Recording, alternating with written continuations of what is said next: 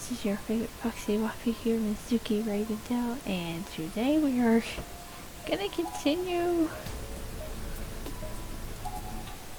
Corpse Party Book of Shadows here. Oh, fudge, I probably should have, oh, never mind. I went to the right thing. Anyways, last encounter, we was staying in one place for too long, seemed like it would be an inviting trouble, so I took a deep breath and ran through the crowd as quietly as I could, but almost immediately I felt something. Tap. Uh-oh. Something long and thin had struck me in the back of the head. Uh-oh. Perhaps struck isn't the right word. There was a little more force behind it, but it wasn't a hard slam, more like someone trying to get my attention. Oh, it's a finger. I knew it wasn't like what I was going to see, but I had to face whatever it was, so I turned around. And there, looming over me was...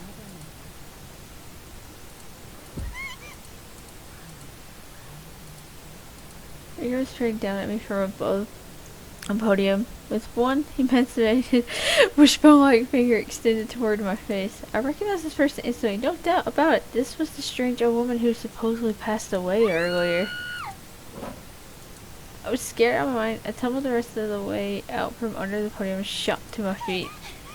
Oh my god, a ghost. There really was a ghost in this school. My breathing was ragged and my heart was pounding so hard I thought it might explode. Plowing through all the desks in my way, ran as fast as I could toward the classroom door, but that was as far as I could go. There on the outside, tied up against the glass, was the old woman. Oh god. She was glowing bluish white, the source of the light from earlier. But how in the world did she get to the door before I did? How did she get out of the room so quickly and position herself so perfectly to block my exit? I don't know you, she's a ghost.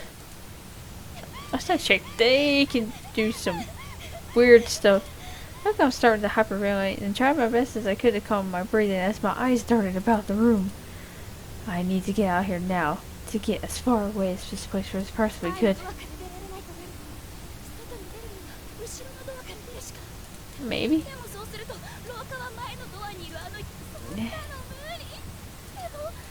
Bit my lip and continued to scan the room. Didn't have time to think carefully about it, just had to go something and hope for the best. There were two choices. I had to pick one on impulse before it was too late. That's all. I'd heard that salt was used to purify ritual, so it seemed like a natural choice. Okay. I placed the salt in my pocket as a sort of protective charm. When I looked at her spirit, the old woman was still holding out her head from the other side of the door frame. She really was trying to catch me. I wasn't just being paranoid. She was going to kill me and turn me into a ghost like her. I was convinced this had to be Yoshi, the teacher from that urban legend. Bracing myself, I darted toward the door at the back end of the classroom. There wasn't a moment to lose. If I didn't act fast, I probably wouldn't be able to act at all. Threw the door open and began running at top speed, hoping to escape the spirits back. Unsurprisingly, trying to outrun a ghost proved to be a fruitless endeavor. The spirit saw me and moved at breakneck speed to intercept. Oh god! I thrust my hand into my pocket and withdrew the bag of salt and threw the entire thing directly at the old woman's face. Ran down the hall as fast as my legs would carry me, briefly glancing over my shoulder at a moment to confirm that the spirit was still breathing. God. Just kept on running down the dark hallway with nothing but adrenaline and moral fear to keep me going. I reached the stairwell at the end of the hall and made a mad dash toward the ground level. I was determined to get out of this building alive. Finally, still moving at top speed, I reached the window door leading outside. Luckily, the malevolent spirit hadn't caught up to me yet. It actually seemed like I might be able to escape. I might actually survive this. Grabbed the handle and tried pulling it. Uh-oh. Door's locked. Uh-oh.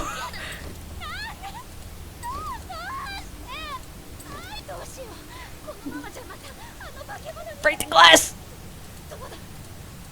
Putting my thoughts in order, I came to the sudden realization that I was right near the umbrella racks. Unless the spirit had taken it or something, my umbrella should still have been right here where I left it. Practically tackled the rat, grabbing my umbrella in one swift motion, not from the handle, mind you, but from the top. Then, taking aim at the glass part of the door, I swung as hard as I could, smacking it dead center with the starting plastic handle. Glass wasn't going to break so easily, of course, but it did crack, giving me the impetus I needed for a second hit. Break! Again and again, I struck the glass. I had the umbrella gripped so tightly that the metal skeleton of the canopy was leaving indentations in my skin. I can read. I'm sure there had to be a better way to do this, but I didn't have the luxury of time to figure out what it might have been. Come on, Yui! I began smacking the glass even harder, even faster. My hands were killing me, but this was my only hope of survival finally, after far too much effort.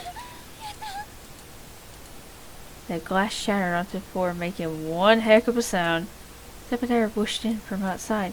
Still pouring rain, but I was free now. Free to escape this heckhole. The pane I'd broken was on the lower half of the door. I didn't care if I cut myself. I got down on my hands and knees and crawled like mad. Felt triumphant for a brief moment. The fear was gone and I was basking in my fear over this malevolent entity. But it didn't last long before I was even halfway through the door. I felt something coiling itself around my arm. With a start, I looked back. Oh god. Tall, shadowy figure had appeared behind me in the entranceway, and she had me in her grasp. Have a look at the nightmare fuel, guys. Wasn't much more to her than an indistinct flickering silhouette. But I could clearly see she had a broken neck. Was this a different apparition? Her scrappy root-like fingers were squeezing my arm with tremendous force, pushing aside muscle and tissue and pressing right on the bone. Ugh.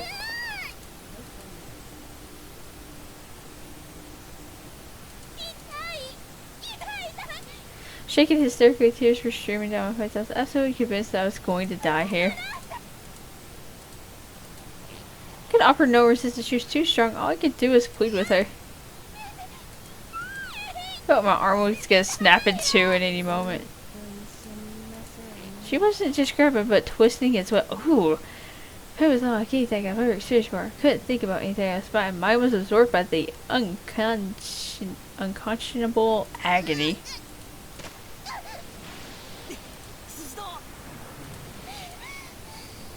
Oh, Tsukasa! My arm was about to snap off, and then all of a sudden I was whisked away. Whisked away by Tsukasa.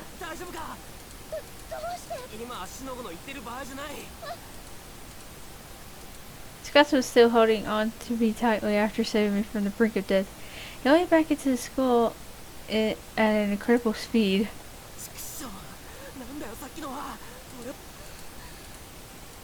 He practically spit these words as he continued running. Trying to match his gait, and once we were a bit more in sync, I looked up at his face. After we reached the hall, he suddenly veered into the last classroom before the stairwell pulled me in with him. Dang.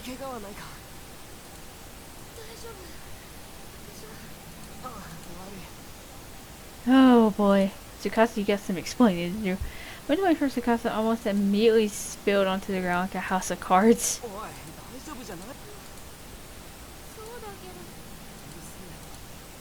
Tsukasa grabbed my arm to help me up. Unfortunately, it was the arm Yoshi had been twisting. Aww. Oh boy.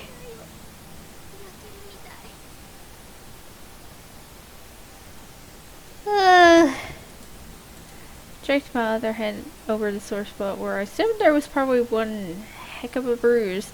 Started rubbing gently, but it didn't help at all.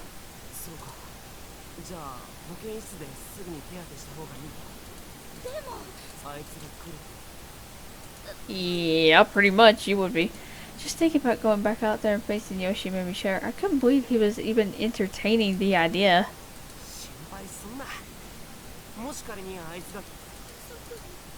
Tsukasa's shield research actually made me forget the pain in my arm for a moment. I had to stop myself from pushing, or try to at any rate.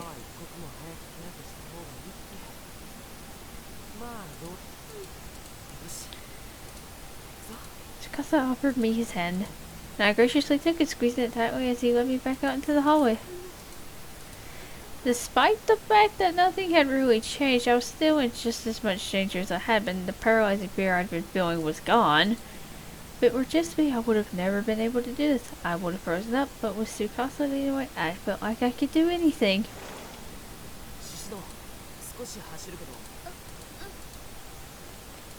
With my blessing, Tsukasa upped his pace significantly.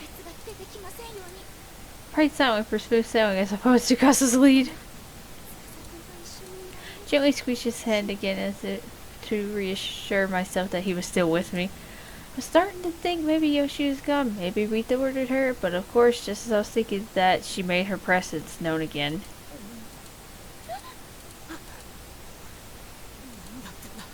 An unearthly voice reverberated through the dark corridor. I immediately drew myself into Tsukasa's back.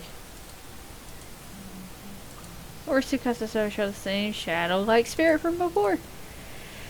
It must have been waiting here to ambush us.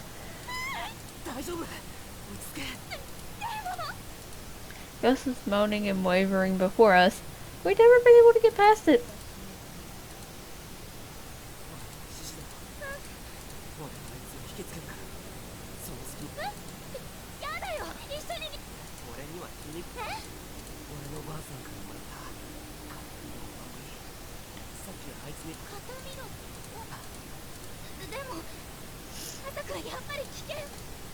Aww.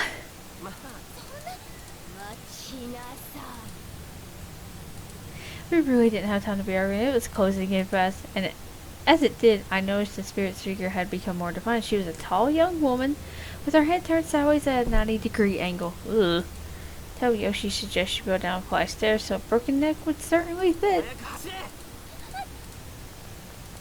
He gave my back a shove to get me started, and with no time to object, I unconsciously obliged. Tsukasa ran through Darton ahead of me for a few short moments. Tsukasa ran as close as he possibly could to get Yoshi's attention, then turned tail and began sprinting off in the opposite direction. Oh boy. Instantly, where the spirit began chasing Tsukasa, leaving me completely unobstructed. I was torn. On the one hand, I knew this was my best chance, but I couldn't help worrying about what would happen to Tsukasa if this charm failed. Well, if his charm failed. I stopped for a moment and glanced over my shoulder. He was still running, and the shadowy figure was still in hot pursuit.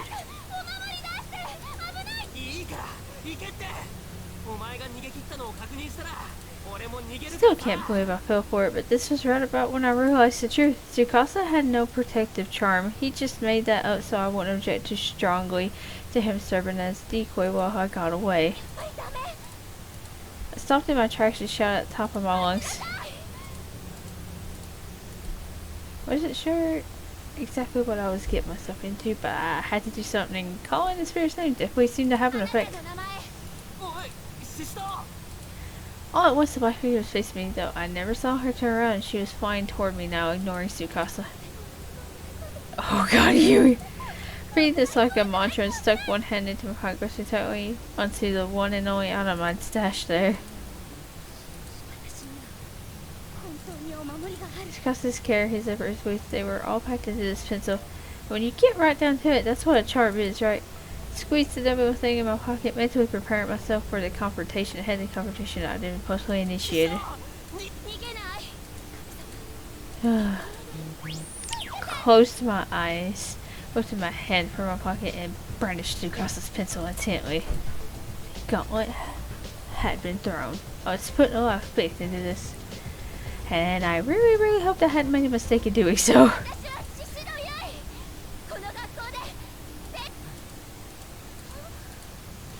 Open my eyes to find the shadowy spirit Yoshi had stopped dead in her tracks. Did it work? Was Tsukasa's pencil keeping the vengeful soul at bay?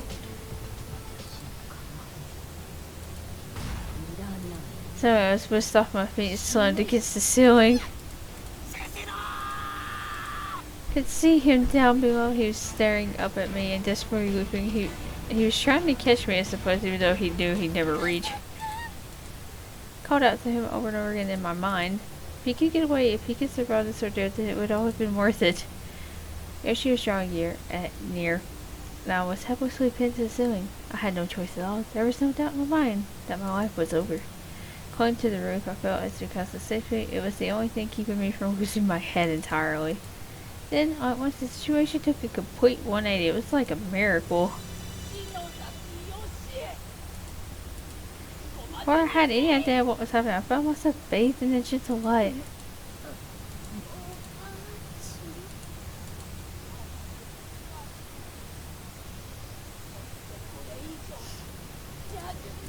Oh, so the old woman was nice. The old woman who collapsed in front of my house, she was standing down below me, enveloped in a warm glow. My shadow lunged toward her, then there was a horrific noise and the old woman was gone. And just like that, I fell to the ground. Oof. Whatever she had done to me, the old woman must have nullified it.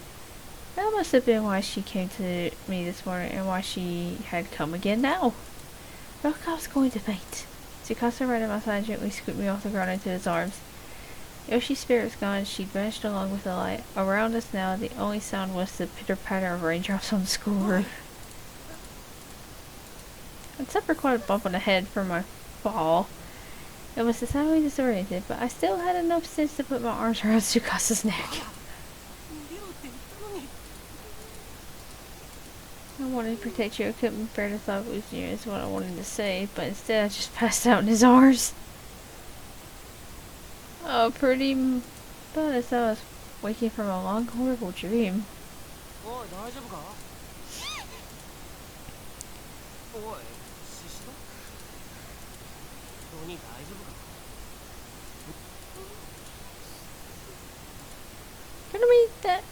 It occurred to me to look at my surroundings. Probably something I should have done before asking about them, but in my defense, I was out cold. Beige walls, pink curtains, white beds with solid blue covers. This was indeed the school infirmary, no doubt about it.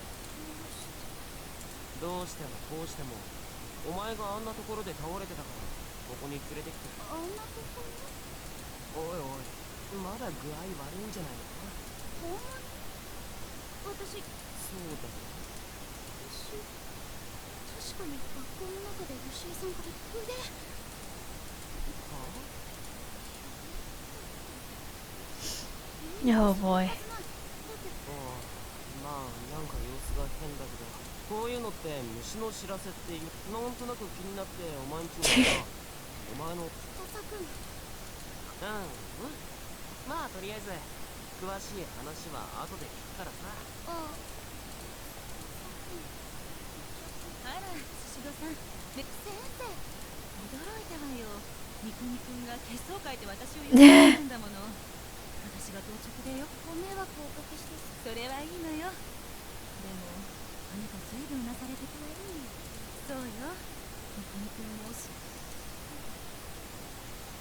Oh my gosh. Their sound cheerfully disappeared behind the partitioning curtain. Letting out a sigh, I laid myself down in bed once more. It was dead silent. The rain must have let up. The only sound I heard was an occasional cough from the nurse, who was otherwise going about her business quietly. Touched my hands in the heart, but not really expected to find it, but... The pin case complete with Tsukasa's pencil talisman, so I was present and accounted for, which meant that...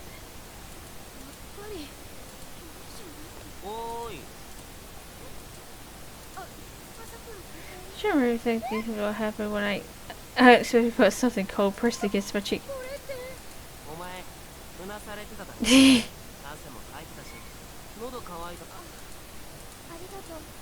Tsukasa was waiting to buy this just for me. It's a lovely gesture. How could I possibly refuse?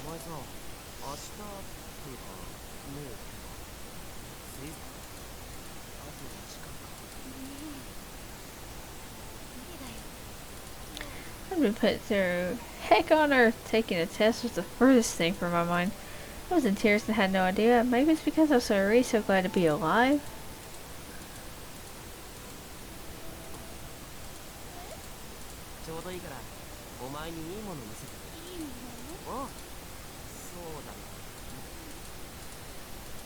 I also still running, but my heart felt a lot lighter. No longer felt threatened by the school. I was comfortable and safe. Two of us left the nurse's office with Tsukasa in the lead, Even though I was holding a cold coffee in my hand, I still felt warm all over. Neither of us said a thing as he led me through the empty halls. It occurred to me that when we last saw one another, I was mad at him.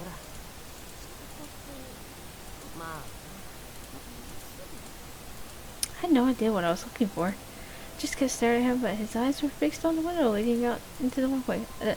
As I gazed upon him in profile, I felt my heart skip a beat. I just wasn't sure what to say. I let my feelings get the better of me and reprimanded him for behavior that was at least at the time entirely reasonable. There was more to it than that, though. There was one particular reason, more than any other, that made it hard for me to think of the words to say here. He and I rode from Yoshigare. We escaped our wrath against insurmountable odds, and what if that wasn't all just a dream?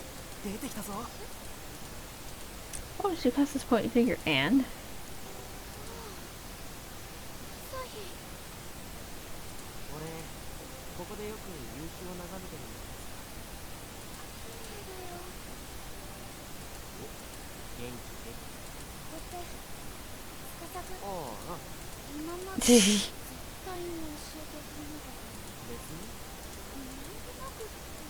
Could think of a reason, but I didn't say anything. Just seemed kind of far-fetched to me, and if I were misinterpreting him, I'd be very embarrassed. He couldn't possibly, could he? My face felt kind of warm. I placed the sweaty Cafe a Lot can on my cheek and sighed softly.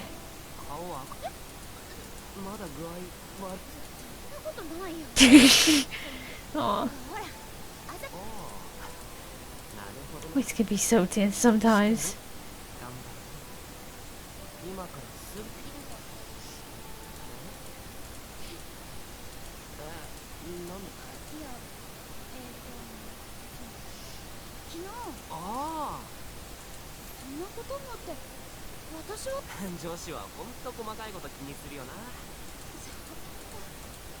On another side, I turned back toward the morning sun, stretching my arms skyward as a sudden wave of exhaustion overcame me.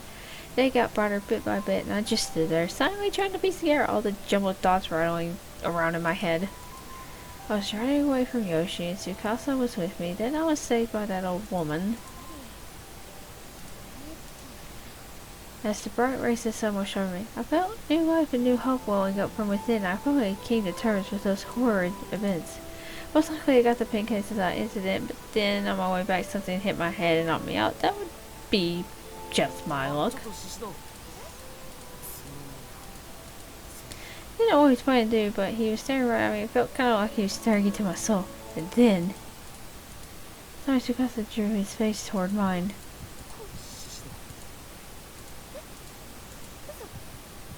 Shut my eyes, I was ready for this. Or maybe I just didn't want to look, but the next sensation I felt wasn't quite the one I was expecting. He grabbed my arm for some reason and was staring down at it too. Turns out he was just concerned about a strange bird's eye I apparently received, which had momentarily become visible when I raised my arms. It was right around my elbow, right where Yoshi had grabbed me in my dream.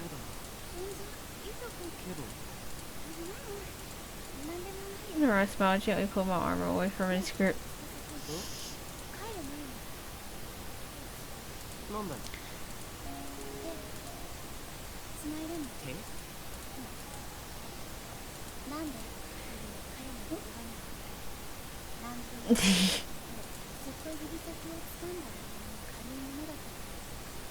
Aww.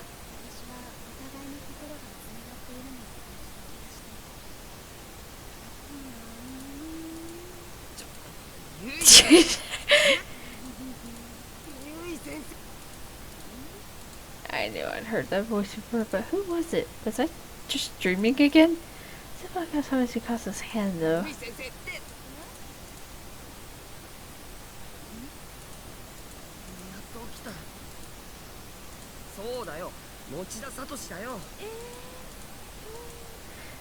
I was still dazed. I had no idea what was going on. All I know is that that one of my students, Satoshi Mochida, was here, and he looked concerned.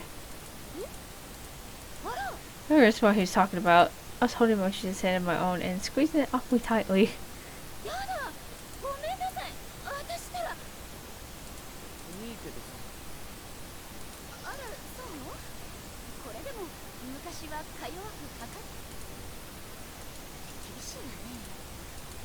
She was a good student, he and I got along well, and we were already falling back into our usual pattern, good natured ribbing, except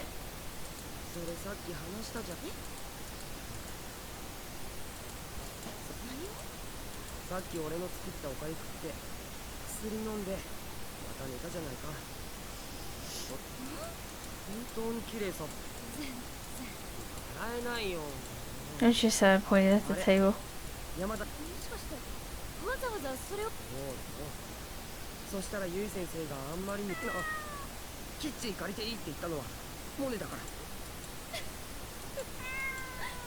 Sure, he lying down contentedly on my futon. Such a pretty kitty. I was getting kind of wrapped up in getting him as often as I did. I almost forgot Mochida was there until he let out a huge sigh.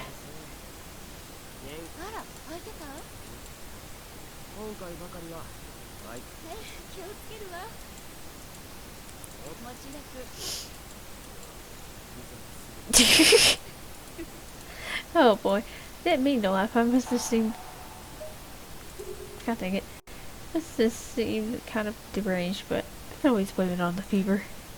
Mochida looked at me and let out another sigh. My poor sense of humor must have been getting to him.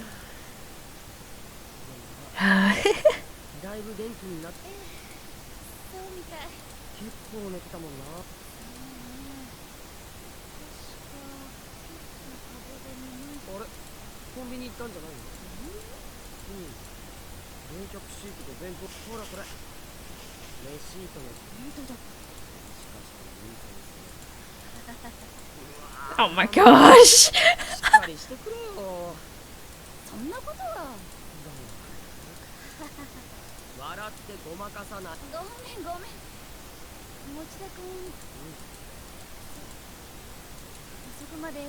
We returned past 10 o'clock in the evening. Couldn't believe Mochida had been with me this whole time. I felt both guilty and grateful, and I definitely gained a new respect for him.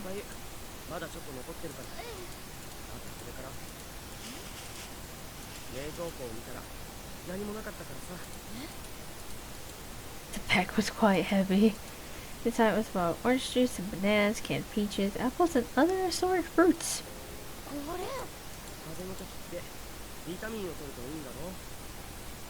Aww. Not much fruit couldn't have come cheap, especially for a high schooler. Considered offering to pay back, but decided against it. I knew he wouldn't take my money, and besides, I really appreciated the fact that he'd gone to all this trouble for me. I'd return the favor another time.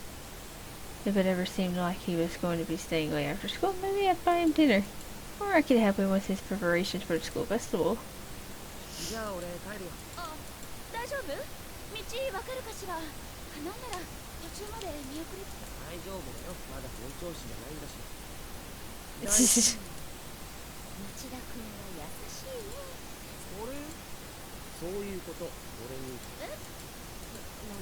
Mochida joked like this a lot. Usually it made him blush and get adorably burst, but not today. Today he just grinned sheepishly with mischievous glances. I didn't quite get, well, what was his angle?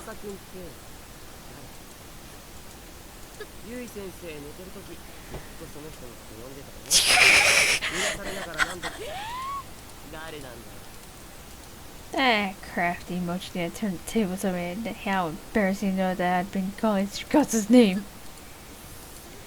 He answered for a moment, but then figured, why the heck not?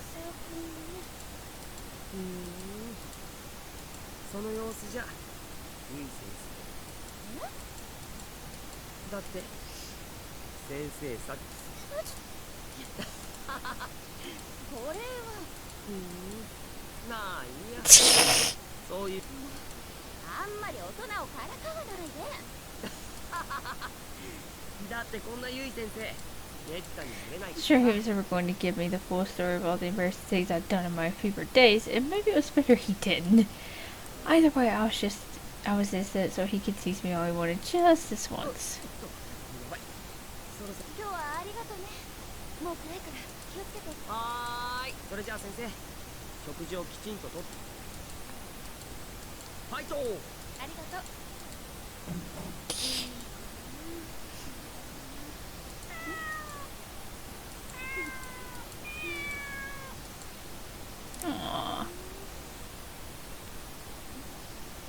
Oh, okay, so we finished this one. Oh. Yay, we cleared it. Oh, purgatory? Oh god. I don't like the name of that next chapter.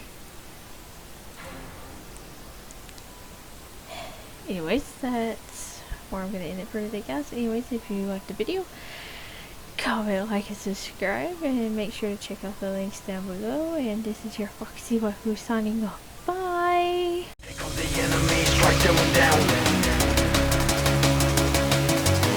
We can't let evil win, take them out. This is justice, this is what's right.